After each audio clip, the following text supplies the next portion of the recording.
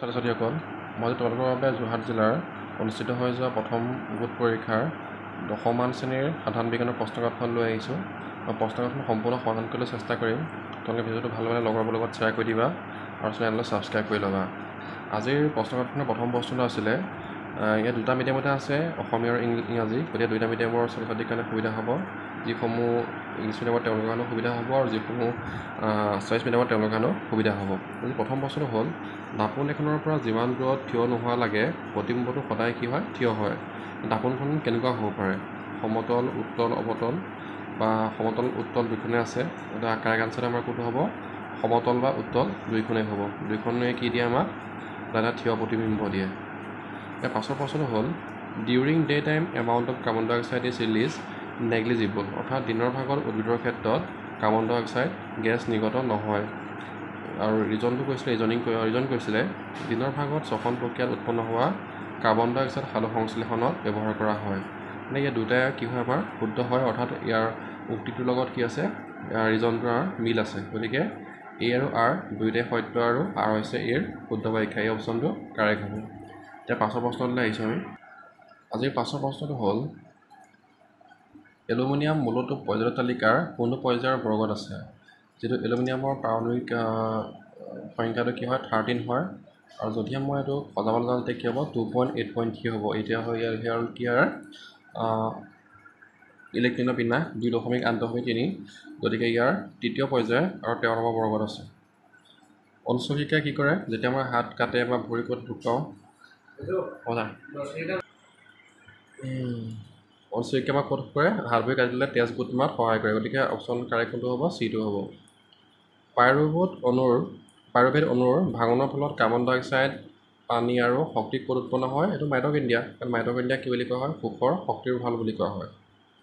তো O2 inverse আয়নৰ ইলেক্ট্ৰনৰ বিন্যাস, সেইটো মানে ইয়াৰ কাৰণে কি হ'ব? ইয়াত 2- আছে ন, নে অক্সিজেনৰ ইলেক্ট্ৰনৰ বিন্যাস কি হয়? 2.6 আছে। কাৰণ ইয়াত দুটা ইলেক্ট্ৰন গ্ৰহণ কৰিছে, -2 আছে। গতিকে ইয়াৰ ইলেক্ট্ৰনৰ বিন্যাস কি হ'ব? 2.8। অপশ্যন চিটো কাৰেক্ট হ'ব। গাড়ীৰ পিছলৈ চোৱা দাপোনৰ ক্ষেত্ৰত মানে কি? উত্তল দাপোনৰ ক্ষেত্ৰত বিবৰ্ধনটো কি হয়? সদায় একতকৈ কম হয়। ইয়াৰ পাছৰ প্ৰশ্নটো হ'ল, আমাৰ লালটিত থকা উৎসেচবিধৰ নাম হ'ল কি? এমাইলেজ। ইয়াৰ পাছৰ প্ৰশ্নটো আছিলে, আপতন গুণৰ মানতকৈ প্ৰতিসন গুণৰ মান বেছি হ'ব যদি পোহৰ ৰশ্মি কি হয়? গধুৰ মাধ্যমৰ পৰা এটা পাতল মাধ্যমলৈ গতি কৰে। অৰ্থাৎ কাৰেক্ট অপশ্যন হ'ব ইয়াৰ কাছৰ পৰা বায়ুলৈ। 10 নম্বৰত কৈছিলে, চিলিকন এটা ধাতুকল্প। এইটো শুদ্ধ। চিলিকনে কেৱল অধাতু ধৰ্ম দেখুৱায় নহয়, ধাতু আৰু কি দেখুৱায়? অধাতু দুটা ধৰ্ম দেখুৱায়। ইয়াত কিন্তু কি বুলি কোৱা আছে? অকল অধাতু বুলি কোৱা আছে। গতিকে ইয়াৰ এইটো শুদ্ধ হ'ব আৰু আৰটো ভুল। এতিয়া অপশ্যন এইটো কাৰেক্ট। ইয়াৰ পাছৰ প্ৰশ্নটো মই ইফালে লুটিয়াইছোঁ, ইফালে চাওঁ।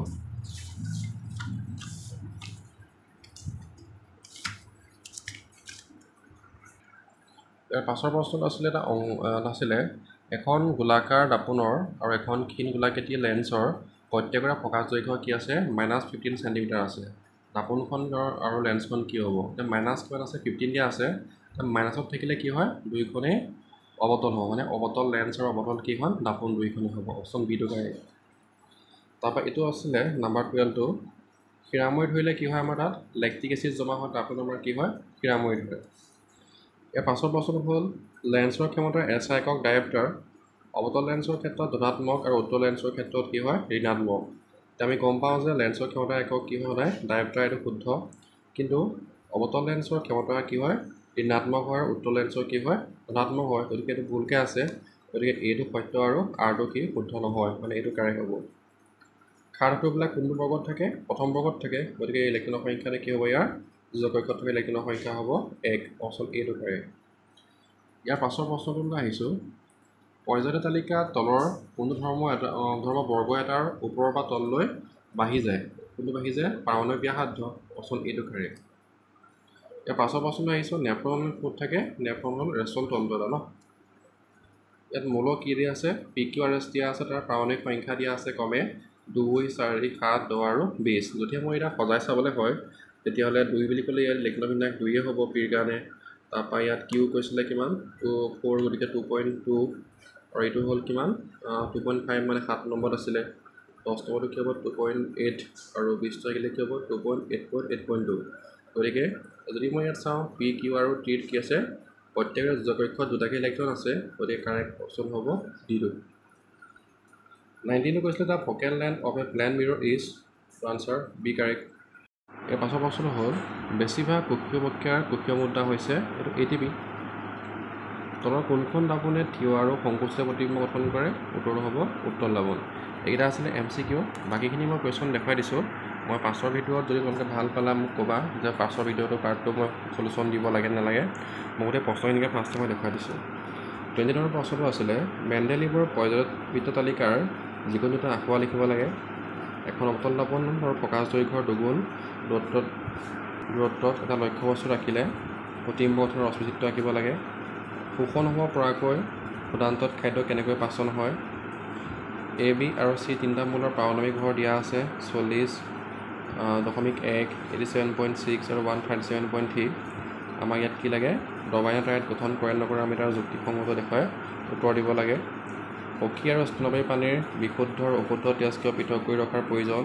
সেইটো কুৱেশ্যন। ইয়াৰ পাছৰ কুৱেশ্যনটো আছিলে বায়ু সাপেক্ষে কাঁচ আৰু পানী প্ৰতিসৰণাংক ক্ৰমে 3/2 আৰু 4/3। পানী সাপেক্ষে কাঁচৰ প্ৰতিসৰণাংক কিমান? যিসমূহ ইংলিছ মিডিয়ামৰ হয় তোমালোকে কুৱেশ্যনটো চাই ল'বা, মই অসমীয়াতে পঢ়ি দিছোঁ। ইয়াৰ পাছৰ প্ৰশ্নটো হ'ল ইয়াত এখন আমাৰ পিৰিয়ড টেবুল দিয়া আছে, বৰ্গবোৰ পৰ্যায় দিয়া আছে, ইয়াত নামো লিখা আছে ইয়াতে B, D, C, E। আমি সেইবোৰৰ ধৰ্মবিলাক ইয়াৰ পৰা তালিকাখনৰ পৰা আমি কৰিব লাগে। তাতে কুৱেশ্যনটো ভালকৈ চাই ল'বা, দেখিছে সেই কুৱেশ্যনটো উত্তৰখিনি আমি ইয়াৰ পৰা দিব লাগে। কুৱেশ্যন নম্বৰ 28 কৈছিলে +2.5 ক্ষমতাৰ লেন্স এখন আৰু আলোক কেন্দ্ৰৰ পৰা 50 চেণ্টিমিটাৰ আঁতৰত এটা লক্ষ্যবস্তু ৰাখিলে কি দূৰত্বত প্ৰতিবিম্ব গঠন হ'ব? এইটো মানে এটা অংক দিছে নিউমেৰিকেল, চাই ল'বা। নোৱাৰিলে মোক ক'বা, মই পাছৰ ভিডিঅ'ত পাৰ্টটোত লৈ আহি পেলাই মই সম্পূৰ্ণ সমাধান কৰিবলৈ চেষ্টা কৰিম।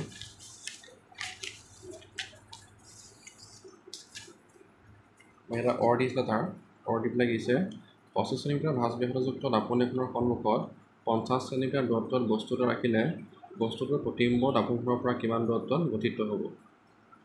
কুৱেশ্যন নম্বৰ 29 দিছিলে জৈৱ অনুঘটক কি? এটা জৈৱ অনুঘটকৰ উদাহৰণ দি তাৰ কাৰ্যৰ বিষয়ে লিখিব দিছে। আমাৰ তেজত থকা 6খন কণিকাবিধৰ নাম কি? অবাত শ্বসন আৰু অবাত শ্বসনৰ মাজৰ পাৰ্থক্য লিখিবলৈ দিছে। গতিকে এইখনেই আছিলে যোৰহাট ডিষ্ট্ৰিক্টৰ 10মান শ্ৰেণীৰ বিজ্ঞানৰ প্ৰশ্নকাকত। তোমালোকে ভিডিঅ'টো কেনেকুৱা পালা জনাবা, যদি ভাল পালা লাইক কৰিবা, কমেণ্ট এটা কৰি জনাবা আৰু তোমালোকৰ লগৰ লগত শ্বেয়াৰ কৰি দিবা আৰু চেনেলটো ছাবস্ক্ৰাইব কৰি ল'বা। ধন্যবাদ।